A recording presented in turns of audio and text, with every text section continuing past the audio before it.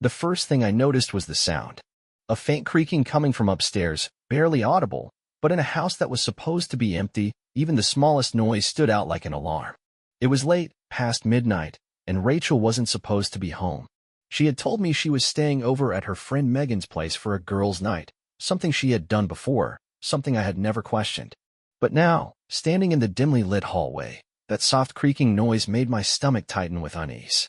I closed the front door behind me, setting my bag down as quietly as possible. My flight home had been earlier than expected, a last-minute change that I hadn't told Rachel about. I had planned to surprise her, maybe take her out for a late-night bite or just spend some quiet time together. But instead, I was standing there, listening to the unmistakable sound of movement upstairs. I took slow steps toward the staircase, my ears straining for any other signs of life in the house. The creaking stopped for a moment, replaced by something else, low voices, hushed but unmistakable. 2 voices. One of them was Rachel's. The other belonged to a man. I stopped in my tracks, every muscle in my body tensing. My first instinct was denial. Maybe I was hearing things wrong. Maybe the TV was on, or maybe Megan had come over with a friend. But deep down, I knew better. My legs felt heavy as I climbed the stairs, each step measured and silent. I reached the bedroom door, which was left slightly ajar, just enough for me to see inside. What I saw made my breath catch in my throat. Rachel was lying in our bed, half covered by the sheets, her hair tousled in a way that told me everything before I even saw him. His arm was draped over her waist, his face close to her neck, completely unaware that their little world was about to shatter. For a long second, I couldn't move. My brain struggled to catch up with what my eyes were seeing. This was my home, my bedroom, the place I had built a life with her. And now, it was being shared with someone else. Then Rachel shifted, murmuring something under her breath as she turned slightly, and that was when I saw his face. I didn't recognize him, but that didn't matter. What mattered was that he was here, in my house, in my bed. Something inside me snapped.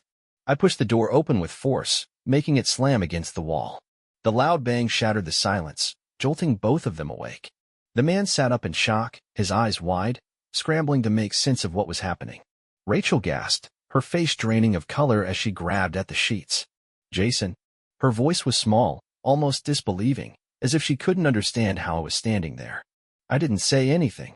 I just stared at her, then at him, then back at her again. My chest felt tight, my breath coming in slow, controlled inhales. The man scrambled to sit up, pulling the blanket around his waist. I didn't know. I cut him off with a sharp look, then turned my attention back to Rachel. How long? My voice was calm, too calm, the kind of calm that comes before a storm. She hesitated, her hands gripping the sheets. Jason, it's not. How long? She swallowed hard, looking away. That was my answer. I turned back to the guy, who was still sitting there like he didn't know whether to run or start apologizing. Get your things and leave. He hesitated. Now, that got him moving. He fumbled for his clothes, hurriedly pulling on his pants while Rachel sat there, watching, tears welling in her eyes but not spilling over. I waited until he was almost at the door before I spoke again. Wallet. He turned, confused. What? I held out my hand. Drop your wallet. Right here. For a second, he looked like he might argue, but then he saw something in my expression that made him think better of it. He reached into his back pocket and tossed the wallet onto the bed. Good, I said, picking it up. I flipped it open, scanning the driver's license inside. Ryan Carter. I memorized the address. Then, without another glance at Rachel, I walked out of the bedroom, down the stairs, and out of the house. Rachel called after me. I didn't look back. Not even once. I walked out of the house without grabbing my bag, my jacket, or my keys. I didn't need them. I needed air, space, time to let my brain catch up to what had just happened. The cold night air hit me as I stepped outside, but I barely felt it. My legs moved on their own, carrying me down the driveway, past my car, past the streetlights, until I was just walking, hands clenched into fists at my sides, jaw so tight it ached. The image of Rachel in that bed with him was burned into my mind, playing on a loop I couldn't turn off, no matter how hard I tried. I could still hear her voice, that sharp gasp of shock when she saw me standing there, the way she had scrambled to cover herself like that would somehow erase the fact that she had betrayed me. I could still see the fear in her eyes, not guilt, not shame, just fear that she had been caught. I didn't know where I was going, didn't care. The streets were mostly empty at this hour, the occasional car passing by, the sound of distant traffic humming somewhere far off. I reached into my pocket, pulling out the wallet I had taken from him, flipping it open under the streetlight. Ryan Carter. I stared at the name, my mind trying to place it, trying to figure out if I had ever heard Rachel mention him before. Nothing came up. Just a stranger who had somehow found his way into my house, into my bed, into my wife's arms. My grip tightened around the wallet before I forced myself to take a deep breath, shoving it back into my pocket. I needed answers. Turning around, I retraced my steps, walking back toward the house with a new kind of clarity settling over me. I wasn't going to storm back in there and start shouting, wasn't going to break anything or demand explanations she wouldn't give. I was going to be smart about this. I wasn't just some guy who had been cheated on, I was her husband, and if she thought she could lie her way out of this, she was in for a rude awakening. The house was still lit up when I got back, the front door slightly ajar from when I had left. I stepped inside, shutting it behind me, my eyes immediately landing on Rachel. She was sitting on the couch, wrapped in a blanket, her face pale, her eyes red like she had been crying. The second she saw me, she sat up straighter, her hands gripping the fabric like it was the only thing keeping her together. "Jason," she started, her voice unsteady, but I held up a hand, cutting her off before she could start spinning whatever story she had prepared. "I'm not interested in excuses," I said, my voice steady, calm in a way that made her flinch. "I just want the truth. Who is he, and how long has this been going on?" Rachel's fingers tightened around the blanket, her lips parting, but no words came out. "You don't get to hesitate," I continued, taking a step closer. "Not after what I walked in on. You owe me that much." She swallowed, glancing away for a moment before exhaling shakily. It's not what you think," she muttered, but even she didn't sound convinced by her own words. I let out a dry laugh, shaking my head. "Not what I think. Rachel, I walked into our bedroom and found you in bed with him. What exactly am I supposed to think?" She winced, as if hearing it out loud made it worse, but I wasn't going to make this easy for her. She had already taken enough from me. Her eyes darted to the floor, her voice barely above a whisper. "It started a few months ago. A few months." My stomach twisted, but I didn't let it show on my face. "And you never thought to stop?" She looked up at me then, something desperate in her expression. I didn't mean for it to happen, Jason. It just did." I stared at her, waiting for something more, some real explanation that could make sense of this mess, but all I got was silence. That was it? That was all she had? She had thrown away years of marriage, years of trust, for something that just happened? I pulled the wallet out of my pocket and tossed it onto the coffee table. It landed with a soft thud, making Rachel flinch. "So, Ryan Carter," I said, watching her carefully.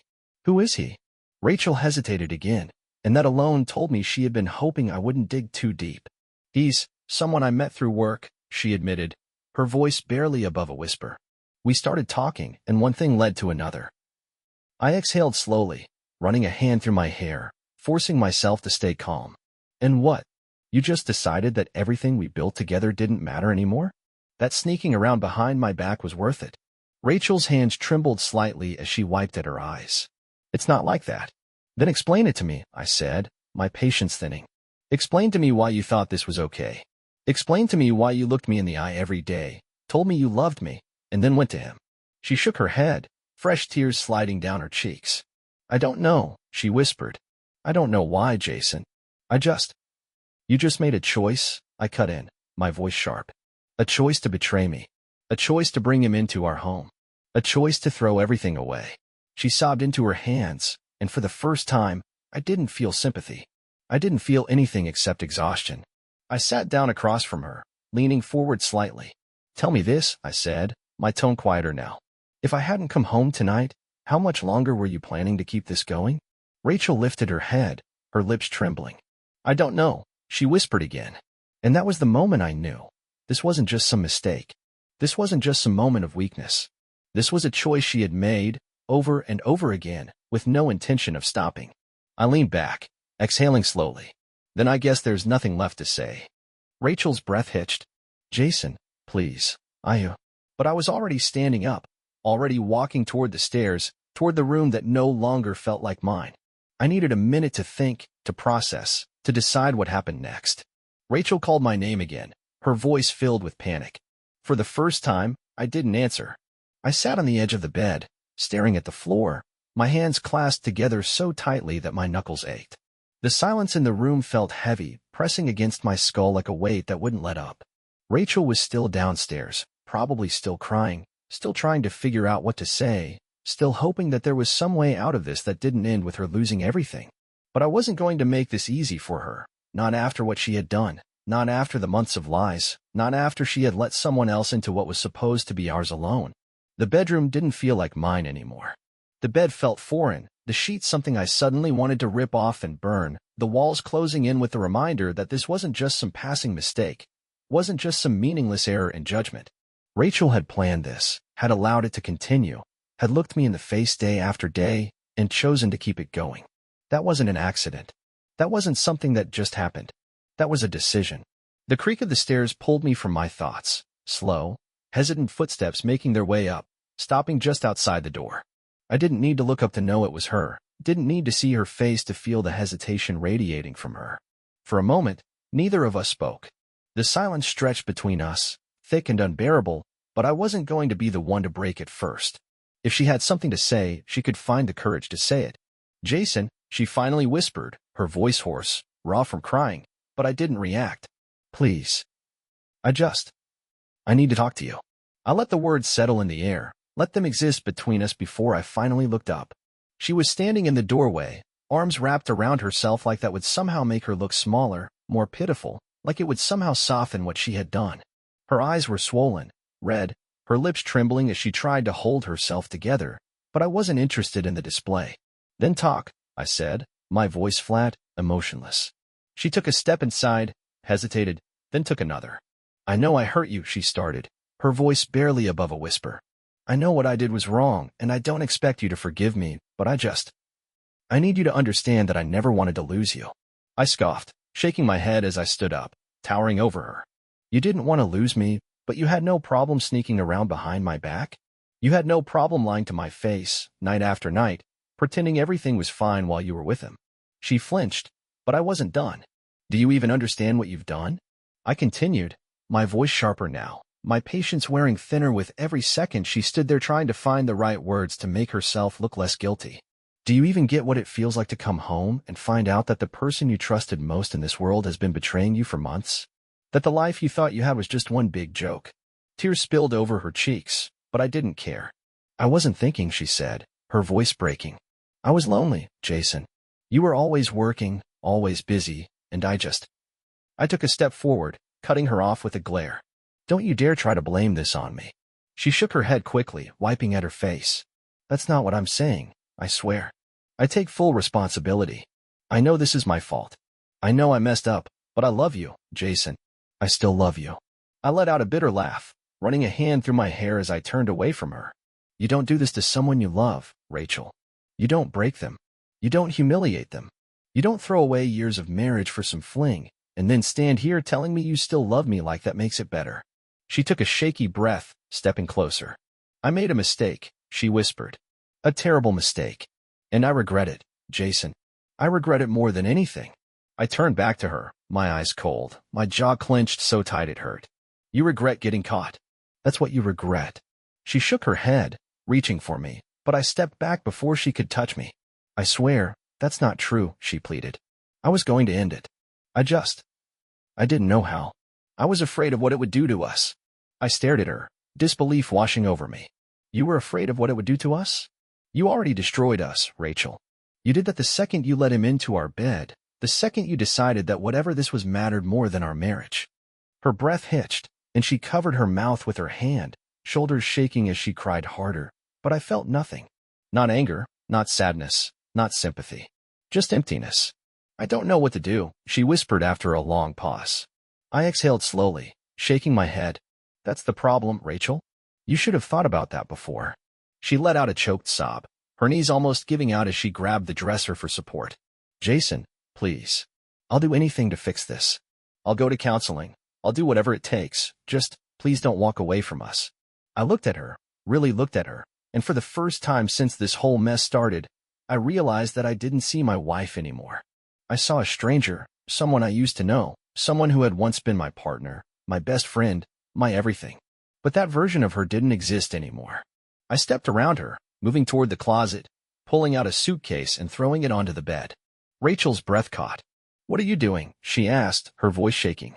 I didn't look at her as I started grabbing my clothes, shoving them inside. "I'm giving myself some space," I said, my tone flat. "Because right now, I can't even stand to look at you." Her sobs grew louder, but I tuned them out, focused only on what I needed to do next. I wasn't making any final decisions yet, wasn't storming out for good, but I needed distance. I needed time to think, to figure out where I stood, to decide if there was anything even left to salvage. Rachel moved toward me, desperation in her voice. "Jason, please don't go. Please, we can talk about this. We can." I zipped up the suitcase, finally meeting her eyes one last time. "I don't think there's anything left to talk about." She let out a broken cry as I grabbed my things and walked past her, down the stairs, and out the front door. The air outside felt different the moment I stepped out, colder, heavier, filled with something I couldn't name. I stood at the end of the driveway for a long time, gripping the handle of my suitcase, my thoughts colliding into each other with no clear direction. I hadn't planned this, hadn't thought about what I was going to do beyond getting away from Rachel, from the house, from the wreckage of a marriage that had been falling apart right under my nose. But the longer I stood there, the more a different kind of clarity settled over me. Walking away wasn't enough. Leaving her to sit in her guilt, to cry in our home while she figured out how to twist the situation to make herself look less responsible, that wasn't enough. She had spent months deceiving me, sneaking around, playing happy wife while she betrayed me. She deserved to know what it felt like to have everything ripped away from her in an instant. I pulled out my phone, scrolling through my contacts until I found the number I hadn't used in years. Greg. My closest friend before Rachel came into my life, and everything became about marriage, work, and building a future. He picked up on the third ring, his voice groggy but instantly alert when I said his name. "Jason? Man, do you have any idea what time it is?" I exhaled sharply, running a hand through my hair. "I need a favor." There was a pause, the kind that carried weight, the kind that only happened between old friends who hadn't spoken in too long but still knew when something was serious. "Where are you?" Greg finally asked, his voice losing its irritation. I glanced back at the house, the lights still on, Rachel probably pacing, crying, waiting for me to come back. Standing outside my house with a packed suitcase and a wife who just admitted to cheating on me. Greg let out a long whistle, followed by the unmistakable sound of him sitting up. "Say no more. Where do you want to meet?" "Your place." "Done. Doors open when you get here." I hung up without another word, tossing my suitcase into the trunk before sliding into the driver's seat. My hands were steady on the wheel, my mind sharp, no hesitation, no second-guessing. I had spent the last few hours drowning in betrayal, in grief, in the overwhelming weight of realizing that my marriage had been nothing but a lie. Now, it was time to shift the balance. Greg lived on the other side of town in an apartment that smelled like beer and bad decisions, but it was exactly what I needed. The moment I walked in, he took one look at me, grabbed 2 beers from the fridge, and handed me one without a word. We sat on his couch, the silence thick, before he finally spoke. "So, how bad?"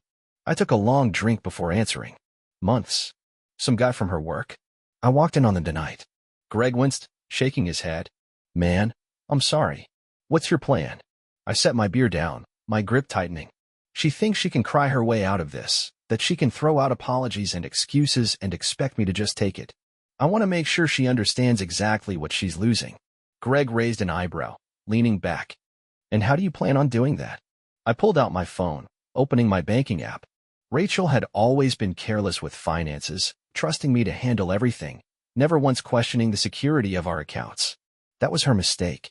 I transferred every dollar from our shared savings into my personal account, leaving just enough to make sure the bank wouldn't flag it as suspicious. Then, I pulled up the messages from Ryan Carter's wallet, his address clear as day. "I'm going to make sure her little boyfriend has something to explain to his wife," I said, my voice calm, methodical. Greg let out a low laugh, shaking his head. "Remind me never to get on your bad side." I ignored him, already focused on the next step. I sent an email to Rachel's boss, attaching screenshots of her text with Ryan, making it clear that their workplace affair was a liability waiting to explode. If she thought she could walk into work on Monday and pretend like nothing had happened, she was in for a rude awakening. "That's cold," Greg muttered, watching as I hit send.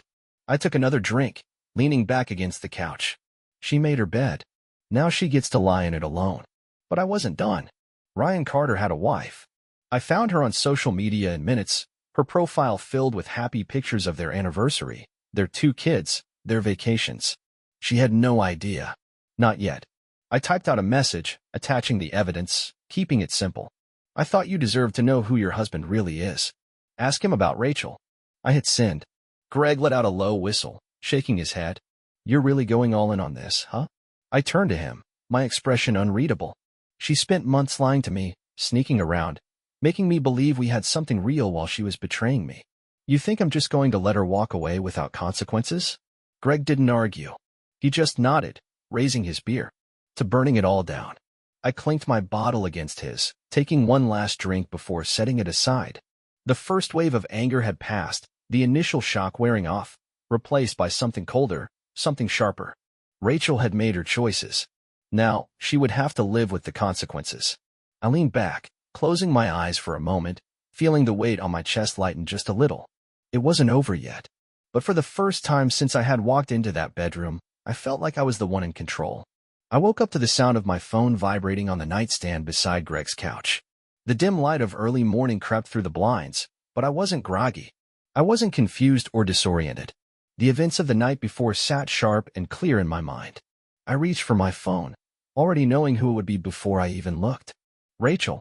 Call after call, messages piling up, her desperation becoming more obvious with every unanswered attempt.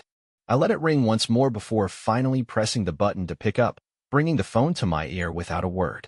Jason. Her voice was hoarse, shaky, like she had spent the entire night crying. I didn't respond.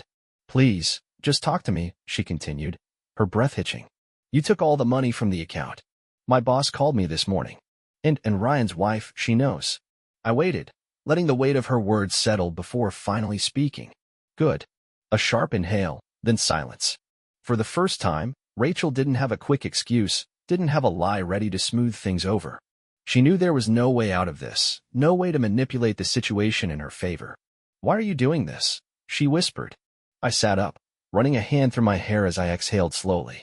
Why am I doing this? Are you really asking me that? I know I messed up, Jason. I know I hurt you, but this is too much. I laughed, shaking my head. Too much? You think this is too much? You spent months sneaking around, lying to my face, making me believe everything was fine while you betrayed me, and now that you're finally facing the consequences, you want to talk about this. I never wanted to hurt you, she said, her voice barely above a whisper. You didn't want to hurt me, but you did it anyway, I told back, my patience gone. You didn't just make a mistake, Rachel. You made a choice. Over and over again, you chose to do this. You chose to lie. You chose to betray me. And now you're mad because I'm not just rolling over and letting you get away with it. She sniffled, trying to steady her breathing. I don't know what to say. I stood up, pacing the small living room of Greg's apartment, my grip tightening around the phone. You don't have to say anything. You already said everything that mattered when you let another man into our bed. Rachel let out a small sob, but I felt nothing. Jason, I love you. I still love you, she pleaded. No, you don't, I said, my voice firm. You don't love me. You love the life I gave you. You love the comfort, the stability, the fact that I took care of everything so you never had to worry. If you really loved me, you wouldn't have done this. She tried to say something, but I kept going, my voice cold. I'm not coming back. I don't care what happens to you. You can deal with your job, with Ryan's wife, with whatever mess you've made, but you don't get to call me and cry about how unfair this is. You did this to yourself. I don't want to lose you, she whispered. You already lost me, I said without hesitation. The second I walked into that room, you lost me. There was another long silence, and for a moment, I thought she had hung up.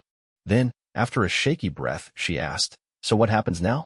I glanced at my suitcase, still sitting where I had left it last night. I'll have my lawyer contact you. I want a divorce. Rachel let out a small, broken sound, but I wasn't interested in comforting her. Jason, please. I ended the call. The silence after the call ended was heavier than I expected. I stared at the screen for a few seconds before tossing the phone onto the table, rubbing a hand over my face. Greg was still asleep in the other room, unaware that I had just shattered what little remained of my marriage with a single sentence. I didn't feel relief. I didn't feel satisfaction. I didn't feel anything. Maybe that was the worst part, knowing that after everything, after the betrayal, the confrontation, the revenge, I had reached a place where I didn't even care enough to be angry anymore. I grabbed my suitcase and walked out of the apartment, letting the door close behind me without waking Greg. The morning air was crisp, the streets just starting to fill with people on their way to work, unaware that my world had just collapsed. I got into my car and started driving without any real destination, just letting the road stretch ahead of me while my mind replayed every moment of the last 24 hours. Rachel's face when I caught her, the way she had begged, the pathetic excuses, the empty words. It was all meaningless now. Somewhere along the drive, I pulled into a parking lot and just sat there, staring at nothing, my fingers tapping against the steering wheel. I had spent years building a life with Rachel, thinking we were a team, believing in the future we were creating together. Now, that future was gone, ripped apart by her choices, and all I had left was a suitcase, an empty bank account on her side, and the knowledge that I would never trust anyone the same way again. I reached for my phone and scrolled through my contacts until I found the number I needed. When the call connected, the voice on the other end was professional, calm, the exact opposite of the chaos in my head. "Jason, what can I do for you?" "I need to start divorce proceedings," I said, my voice steady. There was a slight pause. "I understand. Do you want to meet to discuss details?" "I'll come by later today," I replied. "I just want this done as soon as possible. I'll get everything started." I ended the call and leaned back in the seat, closing my eyes for a few seconds. There was no point in waiting, no point in dragging this out longer than necessary. Rachel had made her choices, and now it was time for me to make mine. The drive back to the house felt strange, like I was approaching something that no longer belonged to me. When I pulled into the driveway, Rachel was already outside, sitting on the porch steps, her eyes swollen, her hands twisting together in her lap. She stood up when she saw me, taking a hesitant step forward, but I held up a hand to stop her. "I'm not here to talk," I said firmly. "I'm just here to get the rest of my things." She swallowed hard, nodding, her shoulders slumping as she stepped aside to let me pass. Inside, the house felt different, smaller, like the walls had closed in overnight. I moved through it quickly, grabbing what I needed, ignoring the sound of Rachel's quiet breathing behind me as she watched. When I zipped up the last bag, she finally spoke. "Are you really going through with this?" I turned to face her, my expression unreadable. "Yes." Her eyes filled with tears, but she didn't argue, didn't try to convince me to stay. Maybe she had finally realized that there was nothing left to save. As I walked to the door, she whispered, "I'm sorry." I paused for a second, then shook my head. "It's too late for that." Then I walked out, closing the door behind me for the last time.